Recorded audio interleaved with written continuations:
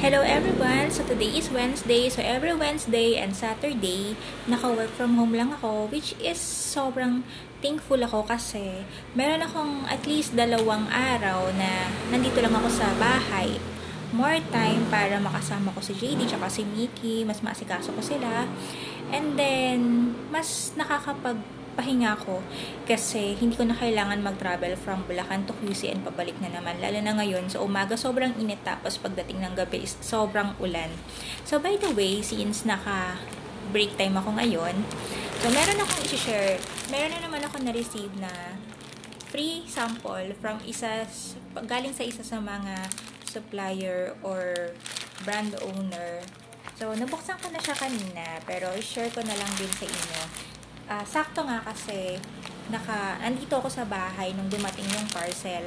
And then, naka-break ako nung kumatok yung rider. So, open ko na siya.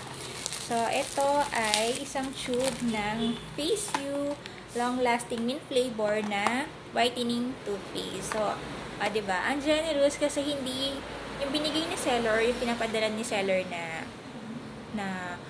sample sa mga brand ambassadors or sa mga affiliate, hindi yung mga sachets lang talaga. So, binigyan niya talaga ako ng isang 180 grams na tube. So, kanina nung na-receive ko pa lang yung parcel, nagkaroon ako ng idea kung ano yun kasi ang bango niya. So, kahit naka-sealed pa yung pouch tapos naka-bubble wrap pa siya sa loob, talagang sisingaw talaga yung amoy niya. Sobrang bango. So, open na natin yung box niya. Thank you, Face You. Ito, diba? Isang malaking tube na 180 grams. Diba? So, sobrang thank you kasi meron na naman akong itatry na bagong product.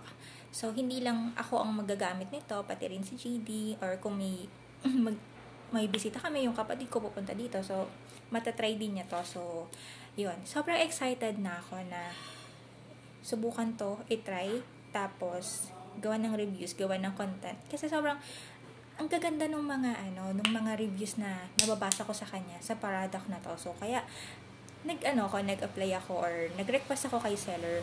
Good thing naman is na-approve naman agad. So thank you so much and sobrang excited na ako na i-try yung product niyo. So by the way, ito nga palang page, ito yung para magiging personal blog, day-to-day activities namin. Dito ko na ipopost. So, yung personal account ko na isa, more on selling items na lang or promotional activities na lang yung siguro yung gagawin ko dun. Pero, more on personal activities naming mag-iina. Ako, si JD, si Mickey. Siguro dito ko na lang sa page i-upload. So, yun lang. Thank you for watching and please follow ko and like the page. Thank you very much!